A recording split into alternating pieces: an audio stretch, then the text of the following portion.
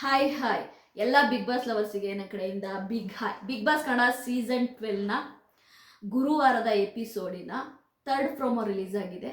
ಈ third promo ನೋಡಿದಾಗ ನನಗೆ ಖಂಡಿತವಾಗ್ಲೂ ಬಿಗ್ ಬಾಸ್ಗೆ ಬೈಬೇಕು ಅನ್ನಿಸ್ತಾ ಇದೆ. ಯಾಕೆ ಗೊತ್ತಾ, ಈ ಪ್ರೊಮೋ ನೋಡಿ ಸ್ನೇಹಿತರೆ, ಇಲ್ಲಿ ನಿಜವಾಗ್ಲೂ ಕೂಡ ರಕ್ಷಿತನ್ನ ಧ್ರುವಂತು ಟಾರ್ಗೆಟ್ ಮಾಡ್ತಾ ಇರೋದು ಓಪನ್ ಆಗಿ ಗೊತ್ತಾಗ್ತಾ ಇದೆ. ಮತ್ತೆ ಅವ್ರು ಬೇಕು ಅಂತಾನೆ ಧ್ರುವಂತ್ ಅವರು ರಕ್ಷಿತನ ನೆಗೆಟಿವ್ ಮಾಡಕ್ಕೆ ನೋಡ್ತಿದಾರ ಅಂತಾನು ನನಗನ್ಸುತ್ತೆ.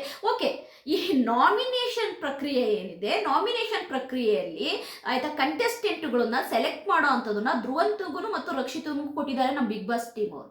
ಸರಿಯಾ? ಇಲ್ಲಿ ಆಯ್ತಾ ಧ್ರುವಂತು ನಿಜವಾಗ್ಲೂ ಕೂಡ ಆನೆಸ್ಟ್ ಆಗಿ ಅವರು ಹೇಳ್ಬೇಕು, ಓಕೆ ಇಂಥರೊಟ್ಟಿಗೆ ಆಡಿದ್ರೆ ಚೆನ್ನಾಗಿರುತ್ತೆ, ನೋಡೋಕ್ಕೂ ಕೂಡ ಚೆನ್ನಾಗಿರುತ್ತೆ. ಆಯ್ತಾ? ಇಲ್ಲಿ ಧ್ರುವಂತುಗೆ 100% ಗಿಲ್ಲಿ ವಿನ್ ಆಗೋದು ಇಷ್ಟ ಇಲ್ಲ ಅನ್ನೋದು ನನಗೆ ಗೊತ್ತಾಗ್ತಾ ಇದೆ. ಯಾಕೆಂದ್ರೆ ರಕ್ಷಿತಾ ಹೇಳೋದು 100% ಕರೆಕ್ಟ್ ಇದೆ. ರಕ್ಷಿತಾ ಹೇಳ್ದಂಗೆ ಡಿಸರ್ವ್ ಇರೋರ್ನೇ ಒಟ್ಟಿಗೆ ಹಾಕ್ಬೇಕಲ್ವಾ.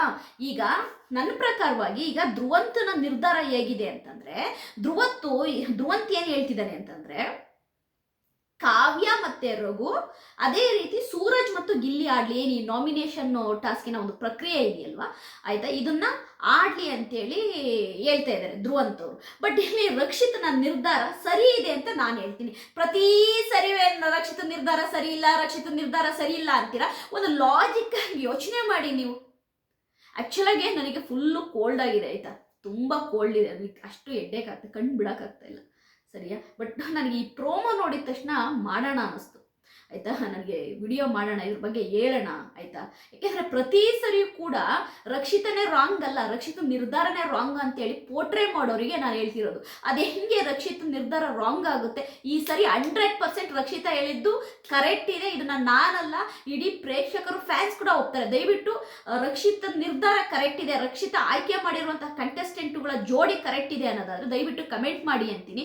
ಯಾಕೆಂದ್ರೆ ರಕ್ಷಿತ ಆನೆಸ್ಟ್ ಆಗಿ ಹೇಳ್ತಾ ಇದ್ದಾಳೆ, ಇಲ್ಲ ಡಿಸರ್ವ್ ಇರೋ ಅಂತಾನೆ ನಾವು ಜೋಡಿ ಮಾಡ್ಬೇಕು ಅಂತ. ನನಗೆ ರಕ್ಷಿತನ ನಿರ್ಧಾರ 100% ಸರಿ ಅನ್ನಿಸ್ತು. ಯಾಕಂದ್ರೆ ಗಿಲ್ಲಿ ಮತ್ತೆ ನಮ್ಮ ರಘು ಅವರು ಆಯ್ತಾ, ಅವರು ಗೇಮ್ ಆಡಿದ್ರೆ ಸೂಪರ್ ಆಗಿರುತ್ತೆ, ನೋಡಕ್ಕೂ ಖುಷಿ ಆಗುತ್ತೆ. ಅಕಸ್ಮಾತ್ ನಮ್ಗೆ ಗಿಲ್ಲಿ ಗೆದ್ರು ಐ ಆಮ್ ಹ್ಯಾಪಿ, ರಘು ಗೆದ್ರು ಹ್ಯಾಪಿ. ಅಂದ್ರೆ ಅವ್ರಿಬ್ರು ಡಿಸರ್ವ್ ಇದಾರೆ, ಈಗ ಟಫ್ ಇದಾರೆ, ಇಬ್ರು ಡಿಸರ್ವ್ ಇದಾರೆ, ಇಬ್ರು ಆಡ್ಲಿ ಬಿಡಿ, ನೋಡಕ್ಕೂ ಖುಷಿ ಆಗುತ್ತೆ, ಯಾವ್ದು ವಿನ್ ಆಗ್ಲಿ. ಬಟ್ ಇಲ್ಲಿ ಧ್ರುವಂತ್ಗೆ ಗಿಲ್ಲಿ ಗೆಲ್ಲೋದು ಇಷ್ಟ ಇಲ್ಲ. ಇದು 100% ಬರ್ಕೊಡ್ತೀನಿ, ಧ್ರುವಂತ್ಗೆ ಗಿಲ್ಲಿ ಗೆಲ್ಲೋದು ಇಷ್ಟ ಇಲ್ಲ. ಹಾಗಾಗೇನೆ ಧ್ರುವಂತ್ ಏನ್ ಯೋಚನೆ ಮಾಡ್ತಾ ಇದ್ದಾರೆ ಅಂದ್ರೆ, ಗಿಲ್ಲಿನೂ ಆಯ್ತಾ ಸೂರಜ್ನು ಹಾಕಿದ್ರೆ ಸೂರಜ್ ತುಂಬಾ ಟಫ್ ಇದ್ದಾರೆ. ಆಯ್ತಾ, ನಾವು ನೋಡಿದೀವಿ ಅಂತ ರಜತ್ನೇ ಹಿಂಗೆ ಗಟ್ಟಿಯಾಗಿ ಇಟ್ಕೊಂಡು ಬಿದ್ದಿಟ್ಕೊಂಡಿದ್ರು ಸೂರಜ್. ಯಾಕಂದ್ರೆ ಈಸ್ ಎ ಜಿಮ್ ಪರ್ಸನ್ ಯಾರು ಸೂರಜ್. ಹಾಗಾಗಿ ಗಿಲ್ಲಿ ನಂಗೆ ಹೆಂಗೆ ಔಚಿಟ್ಕೊಂಡ್ಬಿಟ್ಟ ಅಂದ್ರೆ ಮುಗ್ದೋಯ್ತು. ಆಯ್ತಾ, ಹಾಗಾಗೇನೆ ಇದನ್ನ ತುಂಬಾ ಚೆನ್ನಾಗಿ ಥಿಂಕ್ ಮಾಡಿರುವಂತಹ ಸೂರಜ್ ಏನ್ ಥಿಂಕ್ ಮಾಡಿದಾನೆ, ಓಕೆ ಸೂರಜ್ ಜೊತೆ ಗಿಲ್ಲಿನ ಹಾಕಿದ್ರೆ ಸೂರಜ್ ವಿನ್ ಆಗ್ತಾನೆ, ಗಿಲ್ಲಿ ಸೋಲ್ತಾನೆ ಅನ್ನೋದು ಧ್ರುವಂತನ ಮೈಂಡ್. ಆಯ್ತಾ, ಮಾಸ್ಟರ್ ಮೈಂಡ್. ಬಟ್ ಇದು ತುಂಬಾ ಚೆನ್ನಾಗಿ ಆಯ್ತಾ ಅರ್ಥ ಮಾಡ್ಕೊಂಡಂತಹ ರಕ್ಷಿತಾ ನೋ, ಯಾವುದೇ ಕಾರಣಕ್ಕೂ ಸೂರಜ್ ಮತ್ತು ಗಿಲ್ಲಿ ಬೇಡವೇ ಬೇಡ. ಸೂರಜ್ ಗಿಲ್ಲಿ ಆದ್ರೆ ಖಂಡಿತವಾಗ್ಲೂ ಸೂರಜ್ ವಿನ್ ಆಗ್ತಾನೆ. ಆಯ್ತಾ, ಗಿಲ್ಲಿ ರಘು ಆಡಿದ್ರೆ ಯಾರು ವಿನ್ ಆದ್ರೂ ಓಕೆ, ಬಟ್ ಇಬ್ಬರದು ಗೇಮ್ ನೋಡಕ್ ಸೂಪರ್ ಆಗಿರುತ್ತೆ. ಆಯ್ತಾ, ಅಂದ್ರೆ ಒಂದು ಪರ್ಫೆಕ್ಟ್ ಗೇಮ್ ಅನ್ಸುತ್ತೆ ನನಗೆ. ಅವ್ರಿಬ್ರು ಜೋಡಿಯಾಗಿ ನಾಮಿನೇಷನ್ ಒಂದು ಗೇಮ್ ಆಡಿದ್ರೆ ಸೂಪರ್ ಆಗಿರುತ್ತೆ. ನಾನು ಈ ಸರಿ ರಕ್ಷಿತನ ನಿರ್ಧಾರ 100% ಸರಿ ಅಂತೀನಿ. ಓಕೆ, ಕಾವ್ಯ ಸೂರಜ್ ಆದ್ರೆ ಆಯ್ತಾ, ನಿಜವಾಗ್ಲೂ ಆಯ್ತಾ ಕಾವ್ಯಗೆ ಸೂರಜ್ ಬಿಟ್ಕೊಡ್ತಾರ ಅಂದ್ರೆ 100% ಬಿಟ್ಕೊಡಲ್ಲ. ಆಯ್ತಾ, ಇಲ್ಲಿ ರಘು ಮತ್ತೆ ಗಿಲ್ಲಿಯ ವಿಷಯಕ್ಕೆ ಬಂದ್ರೆ ಖಂಡಿತವಾಗ್ಲೂ ಇದೊಂದು ಟಫ್ ಫೈಟ್ ಆಗಿರುತ್ತೆ.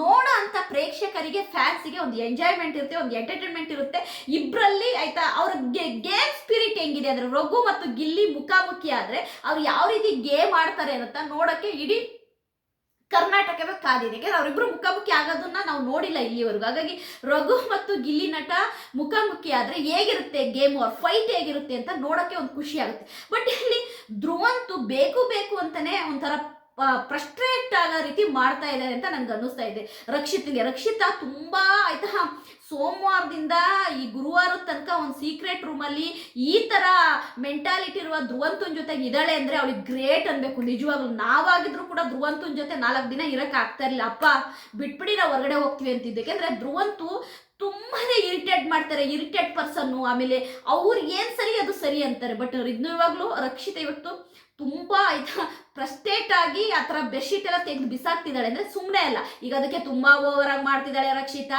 ಹಾಗೆ ಹೀಗೆ ನೀವು ಕಮೆಂಟ್ ಹಾಕ್ಬೋದು.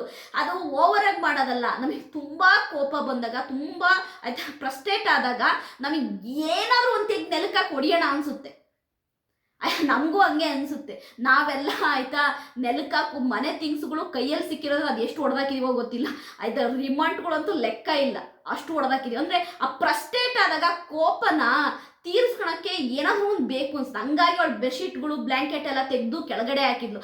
ಅದನ್ನ ನೀವು ಒಂದು ದೊಡ್ಡ ಇಶ್ಯೂ ಮಾಡೋಕೆ ಹೋಗ್ಬೇಡಿ ಆಯ್ತಾ. ಅದು ಕೋಪದಲ್ಲಿ ಎಲ್ಲರಿಗೂ ಹಂಗೆ ಅನ್ಸುತ್ತೆ ಮಾಡಬೇಕು ಅಂತ. ಬಟ್ ಇವತ್ತು ರಕ್ಷಿತನ ನಿರ್ಧಾರದ ಜೊತೆ ನಾನಂತೂ ನಿಂತ್ಕೊಂತೀನಿ. She's 100% right. ಅವಳು ಏನು ಆಯ್ಕೆ ಮಾಡಿದಾಳೆ, ಗಿಲ್ಲಿ ಮತ್ತು ರಘು, ಅದೇ ರೀತಿ ಕಾವ್ಯ ಮತ್ತು ಸೂರಜು, ಇದು ಪರ್ಫೆಕ್ಟ್ ಆಗಿದೆ. ಇದರ ಬಗ್ಗೆ ನಿಮ್ಮ ಅನಿಸಿಕೆಗಳನ್ನ ನನಗೆ ಕಮೆಂಟ್ ಮಾಡಿ. ನಾನು ನಿಮ್ಮ ಕಮೆಂಟ್ಗಳನ್ನ ಓದೋಕ್ಕೆ ತುಂಬ ಕಾಯ್ತಾ ಇದ್ದೀನಿ. ಯಾಕೆಂದರೆ ಪ್ರತಿ ಸಾರಿಯೂ ರಕ್ಷಿತನ ನಿರ್ಧಾರ ತಪ್ಪು ಅನ್ನೋರಿಗೆ ಈ ನಿರ್ಧಾರದ ಬಗ್ಗೆ ನಿಮ್ಮ ಒಪಿನಿಯನ್ ಕೇಳಕ್ಕೆ ನಾನು ರೆಡಿ ಇದ್ದೀನಿ. ನನ್ನ ವಿಡಿಯೋ ನಿಮಗೆ ಇಷ್ಟ ಆದರೆ ಲೈಕ್ ಮಾಡಿ, ಸಬ್ಸ್ಕ್ರೈಬ್ ಮಾಡಿ. ಬಾಯ್.